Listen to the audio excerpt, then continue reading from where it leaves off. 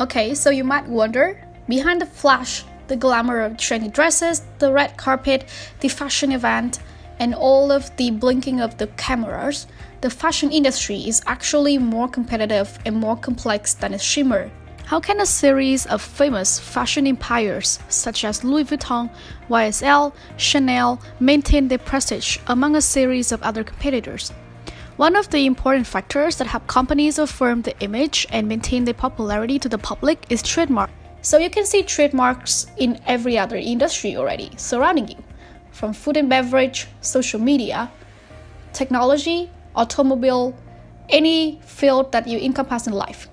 So what is the difference between the trademark in the fashion industry and the trademark of other industries? In this video, we will find out together the answer to this question. Many words could be blotting out of your mind right now, and surprisingly, it's not so strange at all, because trademark appears in many forms and ways we can possibly imagine. We can only come up with the most appropriate definition that encompasses almost all of the aspects of trademark. Trademark in general usually refer to a brand logo, names, symbols, devices, or words and phrases related to products, sign, design, or expression of combination thereof. It's a way to notify the general public the registration's right of ownership of the mark and to indicate to the public the aim of distinguishing the product from that of other similar companies in the market.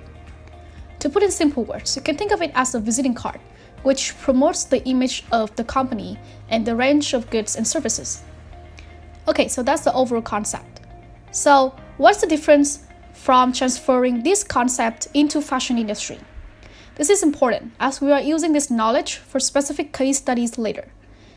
The answer is, similar to other branches, fashion trademarks also have unique characteristics. In the marketing and sale of products and services, a fashion trademark is a sign that is used to distinguish a brand. A word, an image, a color, a scent, or a mix of these could be used. The Nike trademark, for example, encompasses both the name Nike and the renowned swoosh design. The fun thing is, trademark registration is not only limited to the brand names and logos. Registering trademarks for key design features is also a common practice in the fashion industry. One of the most striking examples is the registration of the red sole of shoes as a trademark by Christian Louboutin.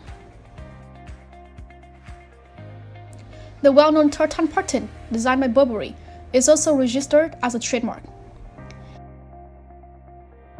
In the course of intensive growth and modern industrial development trends, recognizing peculiarities of the fashion industry in each part of the world, focusing on new trends and the needs of targeting social groups, it is necessary for manufacturers of fashion brands to pay increased attention to securing the right, most importantly, the right to usage of own brand assets, trademarks.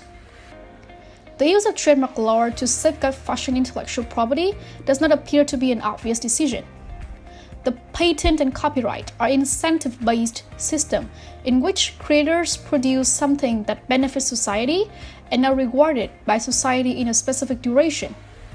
Trademark law is not based on this principle, since it is originated to protect the product as a source identifier that helps merchants to identify and retrieve their own goods after shipping. And defective goods could be traced to their originator, and such individuals could be punished. It may still not be clear why trademarks have become the center of attention in infringement disputes between designers. After all, trademarks prohibit copying of source identifiers, not design. However, the fashion industry has long realized that trademark laws' non-conformity with the general reciprocity schemes of copyright and patent law can actually work to its advantage. Trademarks can endure indefinitely so long as the restrictions continue to use it in commerce. We will explore some specific case studies between different companies to help you gain a better picture of what is causing this expansion of the legal framework of the fashion sector. The first case that we are going to discuss here is conflict between Christian Louboutin SA versus Yves Saint Laurent American Holding, the expansion of trademark protection to single color. In 1992, Christian Louboutin introduced a line of women's shoes with red lacquered soles. Louboutin promoted these shoes heavily, and they were soon seen on the feet of models and celebrities everywhere. The flash of glossy red came to identify a discerning fashionista with a generous budget. In 2008, Louboutin registered the red lacquered outsole as a trademark called the Red Sole Mark. The trademark's written description was supplemented with an illustration showing where the color was placed on the shoes. In 2011, Yves Saint Laurent introduced a line of monochrome shoes that featured the same color on the uppers and the sole. They came in purple, green, yellow, and red. Louboutin claimed that the red soles on the red shoes violated its trademark and sued Saint Laurent for trademark infringement. The source of this conflict involved the trade dress, which is commonly defined as the product's whole image and overall appearance, comprising properties such as size, form, color or color combinations, texture, graphics, or even specific sales approach. In detail, Louboutin sued YSL for replicating color on the shoe's outsole because the United States Patent and Trademark Office had already granted Louboutin a trademark for vivid lacquer red on the outsole, or the red sole mark. On the other hand, there are still maintained several arguments against Louboutin. Because the fashion business is reliant on colors, the complete range of colors should not be restricted. Allowing trademarking of a particular color would limit artistic creativity and foster unfair competition. However, YSL did not infringe Louboutin's red sole mark as modified. The red sole mark had secondary meaning, but with one modification. The red outsole must contrast with the main remainder of the shoe in order for the mark to be valid. However, YSL shoes demonstrated that there was no distinction between the red outsole and the upper section of the shoe, implying that there was no infringement and that Louboutin did not merit protection. The case remained unclosed, and in conclusion, the claimed trademark, the red sole, actually embodies the design of the shoe, and this design cannot be separated from the utility of the product, leading to the need to expand the doctrine of trademark.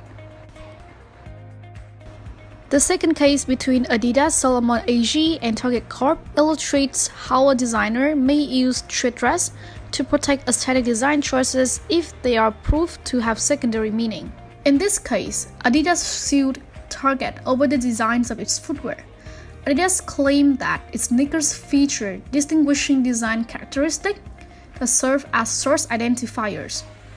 Yet, Target supplied similar products with minor difference. Adidas argued that this design was product packaging, which includes both functional and non-functional parts of the product design, while Target argued using the term product design, referring to only the functional parts of it. The patent was designated as the product design by the court, but it was nonetheless determined that the patent had gained secondary meaning and that Target's shoes constituted a likely risk of consumer confusion. This case demonstrated how a designer should utilize trade dress to protect aesthetic design decisions that have secondary meaning if they are proven to have secondary meaning.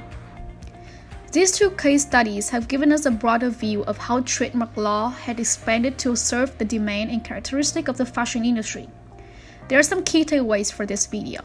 First, trademark laws increase protection of quasi-design, discourage artistic innovation in design, instead perversely incentivizing logo generation. Second, trademarks protection of design logos favor incumbent players over emerging designers. Third, court-initiated protection of quasi-designs does not lead to comprehensive, long-term protection on which designers may rely. Finally, American independent decisions on trademark protection of fashion designers worsen the current state of international disparity in intellectual property protection regimes. The suggestion for it, ultimately, would be an independently legal classification from Congress. It might be the best way to both provide protection for new and incumbent fashion designers and to promote creativity in the industry. This marks the end of our video. I hope you enjoy it and find it more interesting intellectual property knowledge by far. If you like our video, press the like button and leave some comments below on how we can impress our videos better next time. As always, thank you for watching.